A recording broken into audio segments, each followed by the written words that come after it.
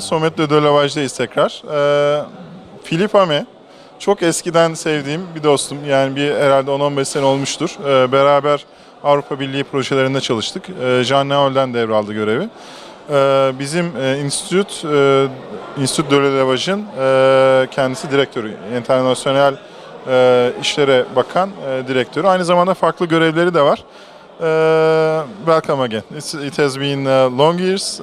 First of all, let me thank you on the television again for the great service you have done to Turkish farmers, also Amasya Cattle Breeders Association. Thanks a lot on behalf of the union and the farmers.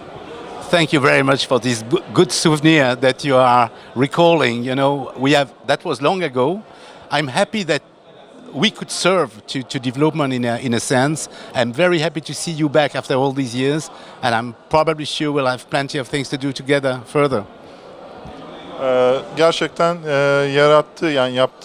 beraber yaptığımız projelerin, Güner Bey'in yaptığı projelerin çiftçiler üzerine direkt etkisini görebilmek ve o insanların daha sürdürülebilir, daha iyi bir gelir elde etmesine direkt şahit olmak çok önemliydi bizler için. Şimdi çok enteresan, yani biraz önce biz oturduk çay kahve içiyorduk, işte merhaba nasılsın derken Philippe çok ilginç bir konudan bahsetti. So first of all I would like to talk about your second hat, let's call it, about this cooperative union. What's it? Yes, well, as you know, I am a staff of the French Livestock Institute and I'm the head of the international division. But being the head of this division, I'm de facto, at the national level, the head of the International Cooperation Bureau. And this bureau is, in a way, the ownership of the French breeders themselves. French breeders that was 20 years ago decided that they want to have their own cooperation tool so they can share their know-how with third countries, okay? And this is why they created this Bureau de Coopération Technique, this International Cooperation Bureau. Practically, we are kind of consulting group, but not a standard consulting group, because our mandate and our motto is for development, not for trade and business. Of course, trade is not very far from that, but we are committed to development. That makes us a little bit different. Şimdi çok ilginç bir hikaye. Yani Philippe dediğim gibi enstitünün direktörü ama aynı zamanda buradaki kooperatifin birliğinde so your responsibility on the cooperative is... I'm the director of this office. Bütün ofisin direktörüyüm diyor. Şimdi bu ofis çiftçiler tarafından kurulmuş bir ofis. Yani bunun patronu çiftçiler. General, also the CEO or the head of the cooperative is... Well, as we have the Livestock Institute, which is a research and development organization, which has its own general manager, and in which I am the head of the international division. That's at the Livestock Institute, which is, again, an R&D organization recognized by the state. It's a national technical institute, and we deal only with research and development for ruminant livestock value chain. But the international division also hosts the International Cooperation Bureau. And when I am heading that, my boss is no more my DG, but the French farmers. Yoğun faaliyetler var fuarda. Yanımızda biraz önce stand kurmaya başladılar tekrar. Yeni reklamlar, yeni posterler. Philippe'le buraya geldik. Fuarın Zenit Hall'ün ana hollerinden birinin girişindeyiz tekrar. So let's continue. Yes. You were saying that this institute, the farmers are the boss of this institute. Yes. You know, in France, the whole organization of agriculture is in the hand of farmers, and research and development and cooperation is just the same. So this cooperation bureau has been created for sharing French know-how, because, you know, in terms of livestock, French has a wealth to offer, and there was a willingness of the professional sector to share. And this is why we have been endowed with this capacity to distribute technical assistance and training in the field of development of ruminant livestock. Well, we are present in a normal year, you know, these last 2 years were a bit kind of complicated, but in a normal year we are present in 10 to 15 countries every year. The recent history of the office put us very present in Central Asia, like in Uzbekistan or Mongolia. And this give me the opportunity to give you a clue about the most demanded product. We are very much requested for technical assistance in the dairy sector, very much. And this is not unsurprising because, dairy is a daily income. So it's in emerging economies like in Central Asia and other or Middle East, this is a very important sector. And the second is a bit a kind of brand mark of the institute, which is what concerns, animal identification and, product traceability systems. Because as you may know, France has been for decades now developing its own system. The French information system in livestock has been at the origin, probably, I like to think so, about the European, information system. And this is also one of the products on my shelf, which is very much demanded. To give you a clue about some projects, I was talking about Mongolia. In Mongolia, we are working with the FAO and a World Trade Organization to start setting up the system for animal and product traceability in Mongolia. I was talking also about Uzbekistan. Uzbekistan, we have been there for several programs, but one of those programs was the development of the rural dairy value chain by supporting local extension services, providing demonstration farms, supporting the development of dairy collection points and the transformation of milk in different areas of the country. But also in Uzbekistan, we have been further. For example, for the French Development Agency, we have developing and writing a program to support livestock farmers with specific financial instruments like grant, subsidy, credit, and guarantee funds specific to the small breeders. But we are, for example, also present in Sri Lanka. In Sri Lanka, we are a partner of a French organization developing dairy plants. And in the catchment area of each dairy plant, we have the mission to train the extension services and to support farmers to make sure that milk is produced in the right quantity and right quality to feed up the dairy plants. And this project started in 2019, but was stopped by the COVID crisis. And we are just now resuming the missions, and we are very happy about that. Şunu söylemek istiyorum.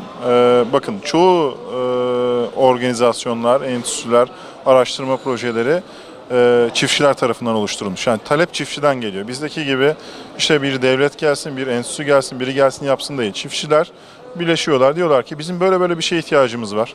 Bizim daha verimli, daha kaliteli, daha az maliyetli, optimum maliyetli üretim yapmaya ihtiyacımız var. Birleşip talep ediyorlar ve kendi organizasyonlarını kuruyorlar. Birincisi bu çok önemli bir konu.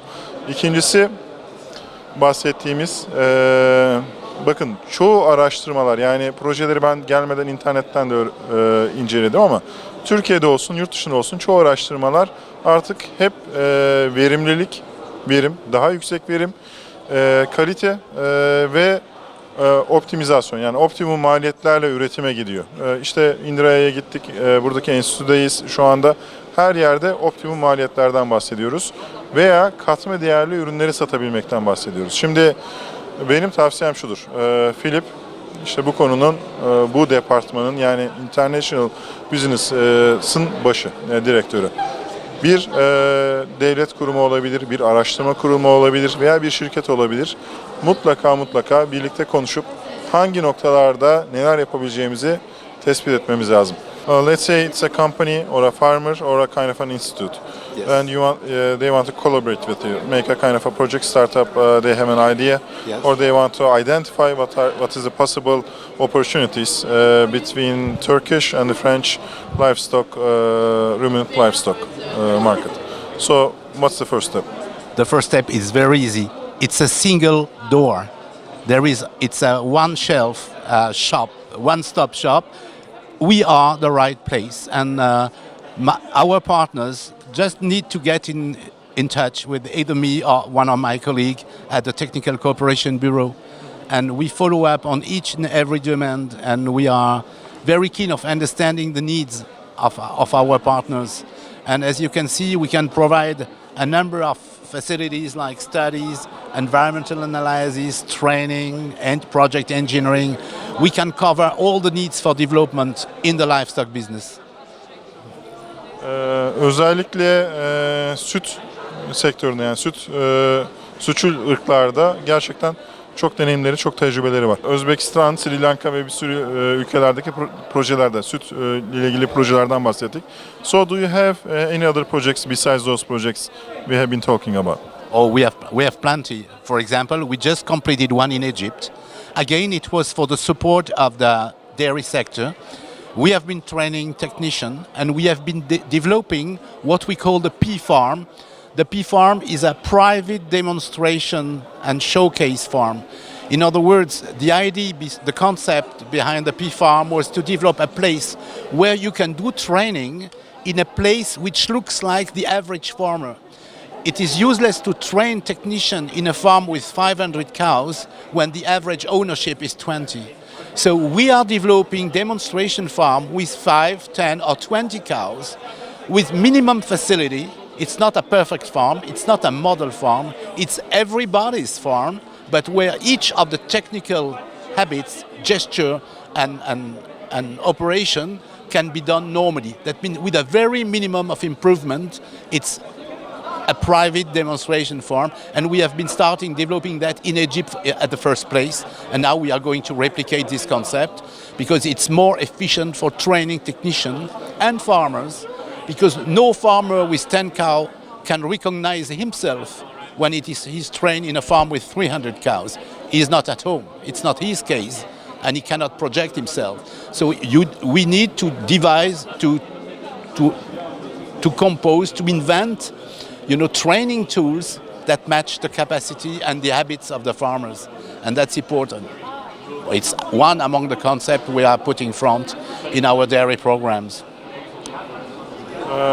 Şimdi Philippe'in bahsettiği önemli konulardan bir tanesi de şu. Şimdi diyor ki eğitimde işte çok mükemmel çiftlikler, işte 500 baş, 1000 baş, 2000 baş çok mükemmel çiftliklerde eğitim ve demonstrasyon faaliyetleri yapmak çok efektif olmayabiliyor. Neden? İşte bizim Türkiye aslında biraz Avrupa'ya benziyor bu konuda. Buradaki ortalama hayvan sayısı işte aile başına, işletme başına 20'lerde, 30'lar, 50'ler civarı. Şimdi Türkiye'de de benzer bir durum var. Biz ne yaptık? Mısır'da yaptık, başka ülkelerde yaptık. Olan mevcut durumla ilgili ne yapabiliriz? Yani bu çiftliklere ne yapabiliriz? Oralarda örnek çiftlikler, örnek işletmeler kurmaya çalıştık. Ufak tefek adımlarla, yani birden işte uzay teknolojisini getirelim gibi değil. Adım adım bunları demonstrasyonlarla, eğitimlerle, teknisyenlerin eğitimiyle, çiftçilerin eğitimiyle iyileştirmeye çalıştık. Şimdi Türkiye'de bizim arkadaşlardan veya sektörden şöyle bazen sorular geliyor. İşte biz ne yapabiliriz? Bir şirket olarak ne yapabiliriz? Bireysel Türk tarımına veya Türk çiftçisine ne katma değerler sağlayabiliriz derseniz, isterseniz Philippe gibi bir enstitü, Philippe'in başında olduğu bir enstitü gibi veya hangi enstitüyü tercih ederseniz, yani illaki Fransa enstitüsü demiyorum. Çok iyi bir enstitü. Biz birlikte çok projeler yaptık ve sonuç aldık ama hangi enstitüyü seçerseniz seçin, buna benzer projelerle işte 20 baş, 50 baş yapacağınız iyileştirmelere ben çiftçi koçu kurucusu olarak şunu söz verebilirim. Agro TV ekranlarında biz yaptığınız tüm sosyal sorumluluk projelerini yayınlayacağız. Yani başından sonuna kadar örnek uygulamalar neydi, ne oldu, neler yaptınız. Özellikle süt hayvancılığı için konuşuyorum. Gerçekten önemli bir konu. Maliyetlerimiz biraz yüksek. İşte yem maliyetlerimiz, hayvan maliyetlerimiz yüksek. Son zamanlarda biraz krizdeyiz. Çok hayvanlar kesiliyor. Bu konuyla ilgili hangi firma olursa olsun, ne yaparsa yapsın biz Agro TV ekranlarında çiftçi koçu olarak bunları yayınlamayı taahhüt ediyoruz, söz veriyoruz. Thanks a lot. Thank you. Çok teşekkür ediyoruz. Buradan diğer enstitü, diğer araştırma kurslarına bakmaya, izlemeye devam edeceğiz. Teşekkür ediyorum.